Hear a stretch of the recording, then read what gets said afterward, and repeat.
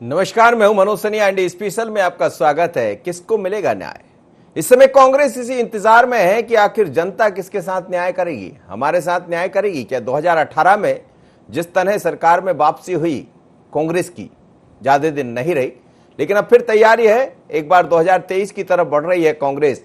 इसमें SC ST वर्ग के लोगों को साधने का प्रयास है, लगातार उनके मुद्दों को कांग्रेस उठा रही है। आज भी बैठक जब हुई SC वर्ग अनुसूचित जाति मोर्चे के साथ, तो फिर यही सब चर्चाएं चली कि आखिर किन मुद्दों को लेकर जनता के सामने जाना है। न्याय यात्रा निकालने की तैयारी में है कांग्रेस। तमाम लोगों ने आज मुलाकात की है। कांग्रेस में कमलनाथ बैठकें चल रही, मैराथन बैठकें चल रही है। SC मोर्चे के अलावा कई अलग अलग मामलों को लेकर सरकार को घेरने की तैयारी है कांग्रेस की। घेराबंदी करेगी, मानसून सत्र के पहले से लेकर और बाद तक चौतरफा घेराबंदी की तैयारी में है कांग्रेस। लेकिन बीजेपी ने कांग्रेस की न्याय यात्रा पर सवाल उठाए हैं। जनता कर चुकी है कांग्रेस के साथ न्याय, बीजेपी पहले ही कह रही है लगातार, और अब ऐसा लग रहा है कि एक बार फिर सियासी माहौल मध्य प्रदेश में देखने को मिलेगा। कांग्रेस में 4 दिन तक चलने वाली बैठक का दूसरा दिन है और अभी भी ये कहा है, सज्जन वर्मा ने भी ये कहा है कि बैठक के बाद कई ऐसी चीजें होंगी जो आपको दिखाई देंगी। इस बार की बैठकें सिर्फ बैठक ना रह जाए, इसका खास ख्याल रखा गया है, यानी कुछ ना कुछ तो बदलेगा।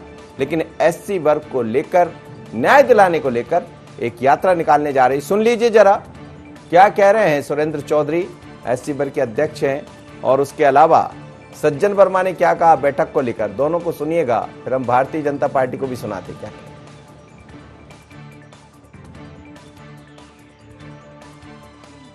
इस प्रदेश में जिस तरीके से पूरे के पूरे अनुसूचित जाति वर्ग के साथ भेदभाव हो रहा है, इस भेदभाव की चिंता माननीय कमलनाथ जी ने आज की।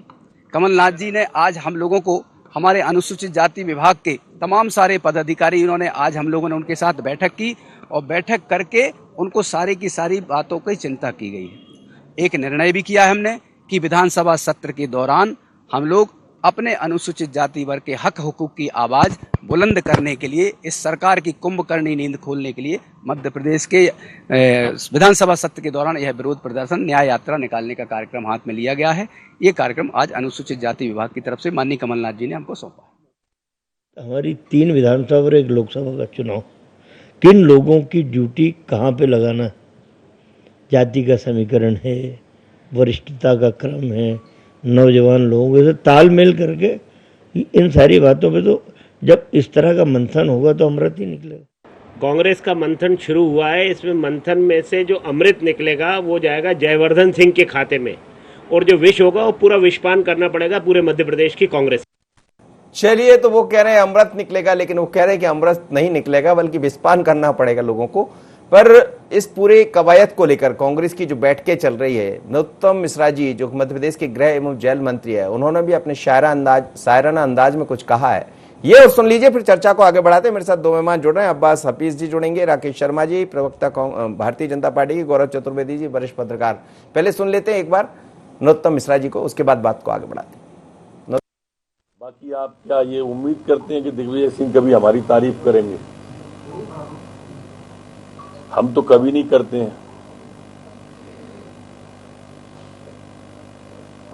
जैसो जाको स्वभाव जाएगो जी से, और नीम न मीठो होए सींचिए गुड़ और घी से। चलिए, तो उन्होंने एक दोहा के जरिए अपनी बात कह दी। और मेरे साथ अब्बास जी जुड़े हैं, राकेश जी।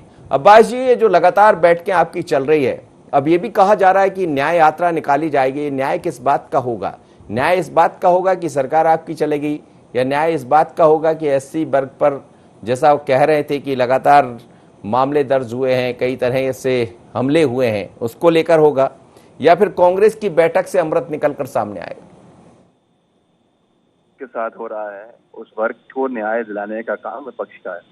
मध्य प्रदेश कांग्रेस पार्टी, कांग्रेस कमेटी बहुत अच्छे से अपनी जिम्मेदारी को जानती है, समझती है, और हमसे लोगों को अपेक्षाएं भी, और उनका काम हमें करना भी है। उनके हक को दिलाना है, उनके अधिकारों को दिलाना है, उनको न्याय दिलाना है।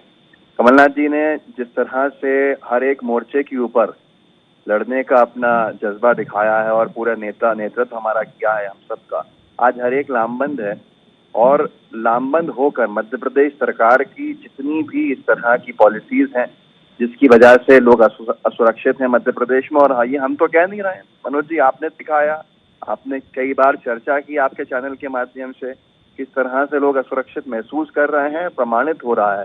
और भारतीय जनता पार्टी की सरकार पूरी तरह से अधिकारों की सुरक्षा करने में फेल हो रही है। तो उस हमारे जो कार्यकर्ताओं का वो वर्ग है, उस वर्ग के साथ बैठक की है कमलनाथ जी ने, आगे दूसरे वर्गों के साथ भी बैठक होगी। तो भारतीय जनता पार्टी को क्या जरूरत पड़ गई है, जो भारतीय जनता पार्टी आज फिर अपने अनुसूचित जाति मोर्चे की बैठक ले रही है, वो किस बात से डर गई है? क्या वो घबरा गई है? क्या भारतीय जनता पार्टी अपना कोई डिफेंस प्लान तैयार कर रही है कि भारतीय जनता पार्टी की नाकामी अब पूरे प्रदेश में जा रही है, हर एक देख रहा है? ये क्या हो रहा है? उन्हें किस बात की जरूरत है? तो वो जो चीज कर रहे हैं, मुझे लगता है कि उससे बहुत कुछ समझ में आ रहा है। जी राकेश शर्मा जी, कांग्रेस लगातार बैठक कर रही है और कह रही है कि अब इससे अमृत निकलकर सामने आने वाला है, जिसकी बूंद सबको मिलेगी। देखिए, अभी तो अमृत एक पंजाब में निकला था, ऐसा अमृत निकला कि प्रदेश अध्यक्ष और मुख्यमंत्री आपस में बात नहीं कर रहे हैं। प्रदेश अध्यक्ष जो नए बने हैं सिद्धू जी, पूरे सब लोगों को धन्यवाद दे रहे हैं पर मुख्यमंत्री तक का नाम नहीं ले रहे। ऐसा अमृत कांग्रेस में निकल रहा है। और दूसरा, दिग्विजय सिंह जी जिस तरह से मध्य प्रदेश में पिछले कुछ महीने से सक्रिय हैं, कहीं ना कहीं वो भी अमृत निकालने का प्रयास कर रहे हैं कि उनके बेटे के पक्ष में अमृत आ जाए। बाकी तो पूरी कांग्रेस ने 15 महीने जहर पिया ही है। कांग्रेस के कार्यकर्ता किस तरह से मीडिया के सामने अपने नेताओं के बारे में कहते थे, कांग्रेस के विधायक किस तरह से अपने नेताओं के बारे में कहते थे, उमंग सिंगार किस तरह से वरिष्ठ मंत्री कहते थे, ये तो जहर सबने देखा कि किसके हिस्से में जहर आया था। मेरा एक निवेदन और है कि मध्य प्रदेश में कांग्रेस की जितनी दुर्गति होनी है उससे ज्यादा और क्या हो सकती है कि पिछले 1.5-2 साल से मैं लगातार सुन रहा हूं कि कांग्रेस का अध्यक्ष बदलेगा, नेता प्रतिपक्ष बदलेगा। मैं आपके चैनल के माध्यम से कहना चाहता हूँ, अनुसूचित जाति और जनजाति की अगर इतनी चिंता कांग्रेस को हो रही है तो किसी अनुसूचित जाति के बंधु को प्रदेश अध्यक्ष बना दे और जनजाति के बंधु को नेता प्रतिपक्ष बना दे। हिम्मत जुटाएं कांग्रेस के नेता, बड़े बोल रहे हैं, बड़ी चिंता हो रही है तो बनाए ना इनको, किसी को एक को अध्यक्ष बना दें, एक को नेता प्रतिपक्ष बना दें। पर मैं आपको बताऊं, नाम फिर चला, किसका चल रहा है? गोविंद सिंह। फिर किसी ठाकुर को बनाने का प्रयास किया जा रहा है। तो ये जो कांग्रेस पार्टी है, ये सामंतशाही पे जिंदा रहने वाली पार्टी है, ये राजे रजवाड़े की पार्टी है और इसके साथ साथ ये उद्योगपतियों की पार्टी है। अगर युवाओं की बात आती है तो नकुलनाथ सामने दिखाई देते हैं, दिग्विजय सिंह जी के बेटे दिखाई देते हैं। पूरे मध्य प्रदेश में कोई और युवा नहीं है क्या कांग्रेस के पास? मुझे लगता है कि कमलनाथ जी जिस तरह से दिल्ली में मना कर आए सोनिया गांधी को कि मैं ना नेता प्रतिपक्ष का पद छोड़ूंगा ना अध्यक्ष का पद छोड़ूंगा, आप इससे दयनीय स्थिति क्या देख सकते हैं? आपको कैसे पता कि मना कर रहा है कि दोनों पद नहीं छोड़ूंगा? आप मीडिया के सामने ही उन्होंने कहा कि मैं तो मध्य प्रदेश में रहूंगा और जैसा हूं वैसे ही रहूंगा। मीडिया के सामने कहा है, मीडिया के सामने कहा। मुख्यमंत्री जी भी बात करने वाले हैं एससी के लोगों से, वो भी बात कर रहे हैं लगातार, SC ST वर्ग के लोगों से उनके साथ बैठ के कर रहे हैं। देखिए, मुझे लगता है कि कांग्रेस पार्टी सिर्फ बात करती है, भारतीय जनता पार्टी इस वर्ग के उत्थान के लिए निर्णय करती है और उस निर्णय को लागू करती है। आप अभी केंद्र की सरकार में देखिए कि पिछड़े वर्ग के कितने मंत्री बनाए, अनुसूचित जाति के कितने मंत्री बनाए, महिलाओं को कितना मंत्री बनाया, पर कांग्रेस की मति भ्रम देखिए कितनी दृष्टता पे कांग्रेस पार्टी उतर आई कि प्रधानमंत्री नए मंत्रियों का परिचय करा रही है और कांग्रेस अपने कपड़े उतार के नंगा नाच रही है। तो ये जो स्थिति देश में देखने को पहली बार मिल रही है, कांग्रेस वो मछली है, जैसे मछली को पानी में से निकाल दो ना तो वो तड़पने लगती है, ऐसे ही कांग्रेस पार्टी को अगर सत्ता से दूर कर दो तो वो तड़पने लगती है। वही स्थिति कमलनाथ और वही स्थिति दिग्विजय सिंह जी की आज मध्य प्रदेश में हो रही है। ठीक है, गौरव चतुर्वेदी जी, ये जो दिखाई दे रहा है, दोनों दल ही, चाहे बीजेपी की बात करें या कांग्रेस की बात करें, सब इस चिंता में है कि SC का वोटर हमसे ना छिटक जाए। कांग्रेस भी बैठक कर रही, कांग्रेस ने आज बैठक कर ली, मुख्यमंत्री जी भी बात कर रहे हैं। क्या ये माना जाए कि कुछ अलग दिखाई दे रहा है? जैसा हम वर्षों से राजनीति को देखते आए हैं मनोज जी, वैसा की वैसी राजनीति हमें फिर से दिखाई दे रही है। चूंकि मध्य प्रदेश में नगरीय निकाय के चुनाव संभावित हैं, चूंकि मध्य प्रदेश में 3 उपचुनाव और 1 लोकसभा का उपचुनाव संभावित है, तो किसी भी तरह से दोनों राजनीतिक दल अपने वोटर पक्के करने का गणित खेले जा रहा है, चाहे वो कांग्रेस हो चाहे भारतीय जनता पार्टी हो। अभी राकेश जी की बातें सुन रहा था, बहुत ही अच्छे तरीके से वो कांग्रेस को सलाह दे रहे थे कि अगर कांग्रेस को दलितों की और आदिवासियों की चिंता है तो उनके वर्ग से प्रदेश अध्यक्ष बना दे, नेता प्रतिपक्ष बना दे।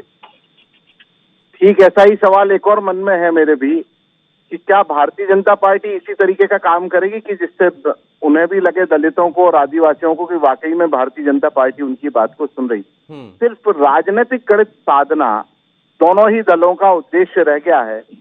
प्रदेश में इतनी बड़ी बड़ी समस्याएं पड़ी हुई हैं, बारिश हुई नहीं है, सूखे की संभावना भी बन रही है। ऐसी परिस्थिति के बाद भी अगर चुनाव में की तैयारियां कर रही हैं दोनों राजनीतिक दल, तो ये मध्य प्रदेश के लिए बहुत शर्मिंदगी वाली बात होगी। अब्बास जी, ये चुनाव की तैयारी है? देखिए, हमारी तैयारी अधिकारों को दिलाने की तैयारी है। हमारा काम है अधिकार, हमारा काम सत्ता चलाना फिलहाल नहीं है, हम सत्ता से बाहर हैं। भारतीय जनता पार्टी का काम है सत्ता को चलाना, हर एक व्यक्ति को उसके अधिकारों को देना। आज भारतीय जनता पार्टी क्या कर रही है, क्या वो अपना काम कर रही है, नहीं कर रही, जनता जानती है। हम अपना काम कर रहे हैं, हमारा काम ही यही है। बड़ी बड़ी बातें भाजपा के मेरे साथी कर रहे हैं, राकेश शर्मा जी। सीएलपी चेंज होने का पिछले 1 साल से सुन रहे हैं, 1.5 साल से पीसीसी चीफ चेंज होने का सुन रहे हैं। किससे सुन रहे हैं? हमारा कोई आधिकारिक बयान था? आईसीसी ने कोई बयान जारी किया? तो भाजपा के लोगों को सुन रहे हैं। तो भारतीय जनता पार्टी जैसे इनको कमलनाथ जी ने क्या कह के मना कर दिया सब पता है। ये भारतीय जनता पार्टी अपने जो ये लिखना है नॉवेल्स को, इन सबको लिखना बंद कर दे, पहली बात। दूसरी बात यह है कि ये एससी के अधिकारों की बात करते हैं, हमारे एससी समुदाय, एससी वर्ग के बहुत बड़ी अच्छी बात करी। सीएलपी बना दीजिए एससी को, पीसीसी बना दीजिए एससी को। सब सोच के अगर हमें बनाना होता तो बहुत सारे ऐसे लोग हैं जो शायद वंचित रह जाते। आपकी सरकार में जो हुआ, आप ही जारी करते हो जाति लिंक के आगे सूचियां कार्य समिति की, बस बात बदलनी पड़ती है। आपने ही कहा था जब हमारा विधानसभा अध्यक्ष चुनाव होना था कि साहब हम चुनाव लड़ेंगे और हम एक एससी के नेता को, शेड्यूल ट्राइब के नेता को, अनुसूचित जनजाति के नेता को, विजय शाह को लड़ाएंगे। देखते हैं उनके सम्मान की बात होती है।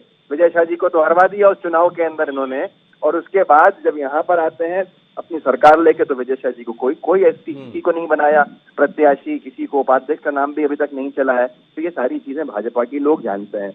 ये कह रहे हैं कि हमारे मंत्री, हमारे विधायक अमृत नहीं विष उगलते थे। शिवराज जी का रिकॉर्ड बयान था उस टाइम पर जब शिवराज जी सरकार में नहीं थे, विपक्ष में आ गए थे, कि शिव का तो काम है विष पीना। तो वो भी याद रख लें कितनी सारी परेशानियों का सामना अंतरकला से करना पड़ा था कि शिव का काम है शिव ही विष पीता है।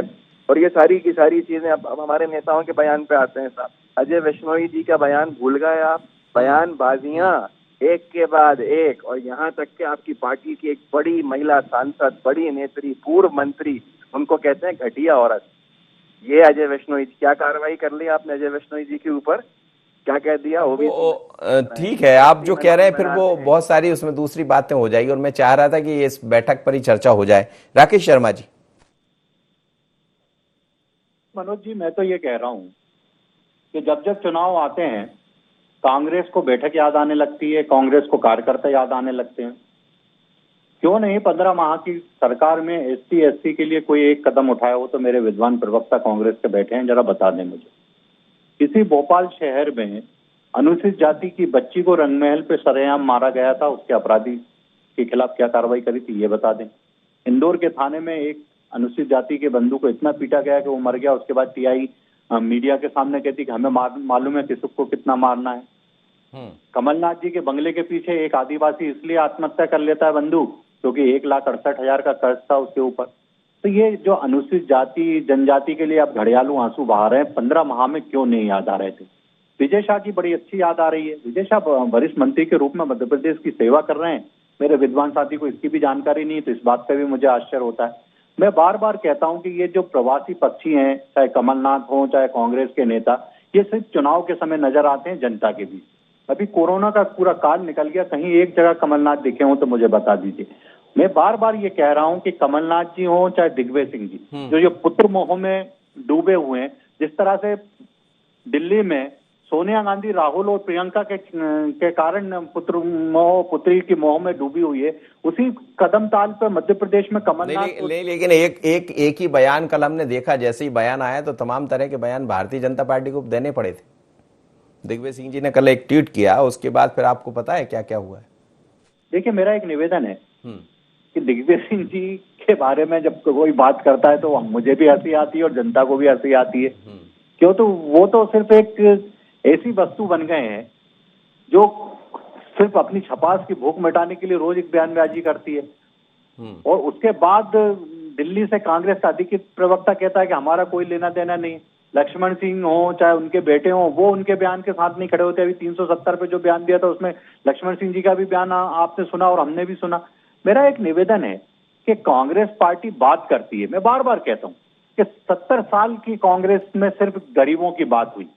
मोदी जी की सरकार आते ही आप देखिए कि गरीब को पक्का मकान मिलता है, उसके घर में बिजली मिलती है, उसको मुफ्त का। लेकिन राकेश जी एक बात मानेंगे आपकी, जिस तरह से कांग्रेस, देखिए एक तरफ बैठक चल रही, दूसरी तरफ दिग्विजय सिंह जी अपने मुद्दों को लेकर बात कर रहे हैं, तो एक अलग तरह की कांग्रेस तो दिखाई दे रही वर्तमान में।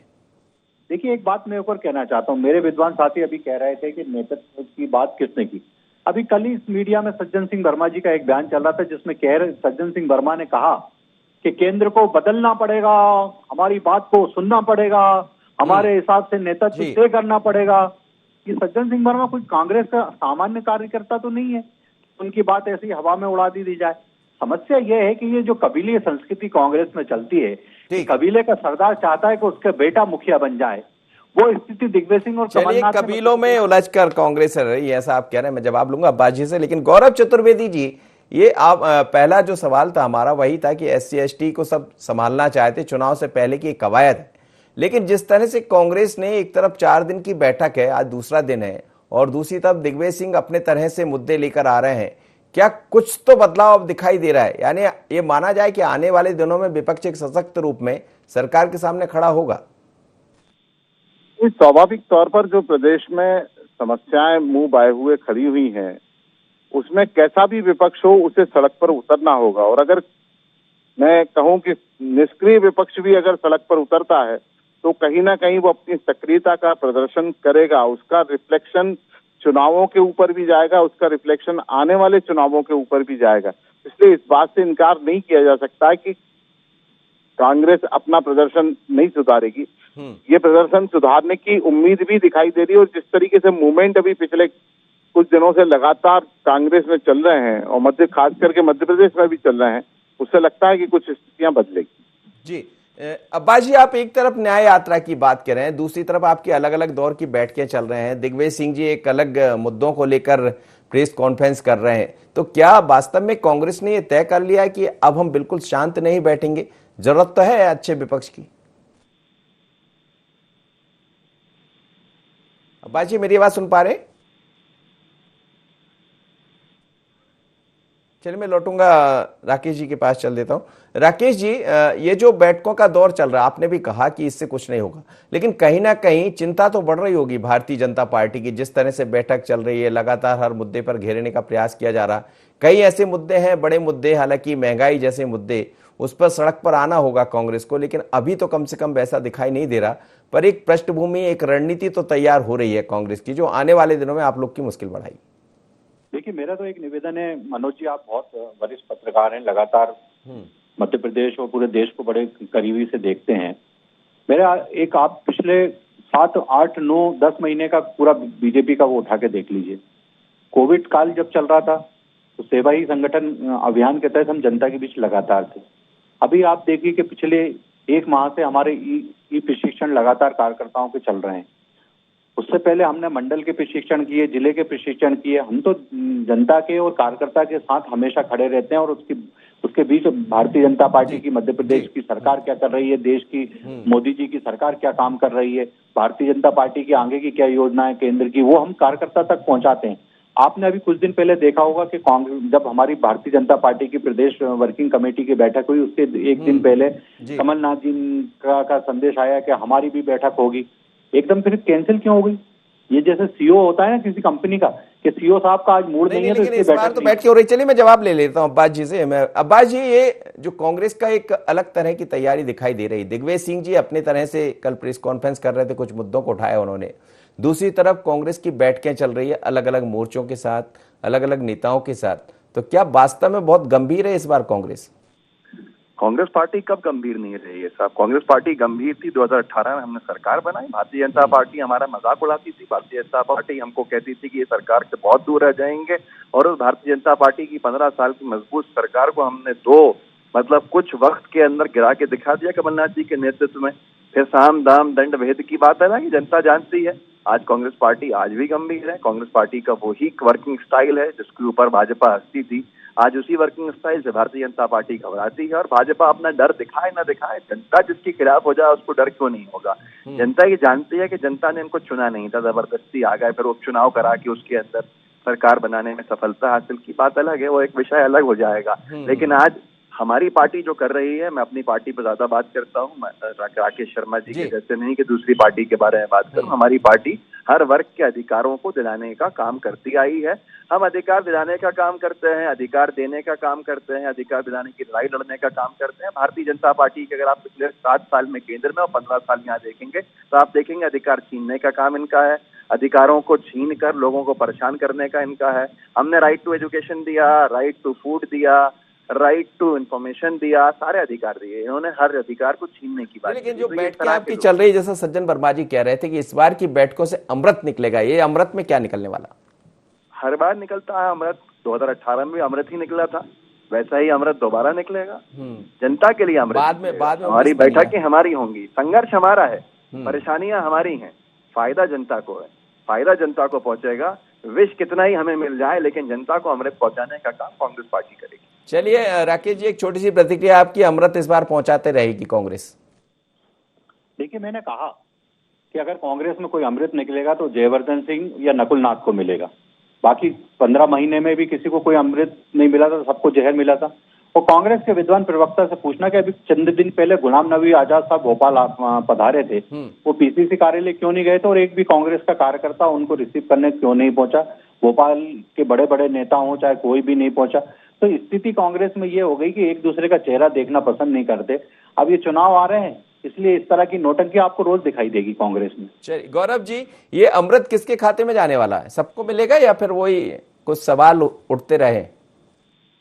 जो ईमानदारी से जनता के हित में काम कर लेगा, अमृत उसके खाते में जाएगा, चाहे भारतीय जनता पार्टी करे चाहे कांग्रेस करे।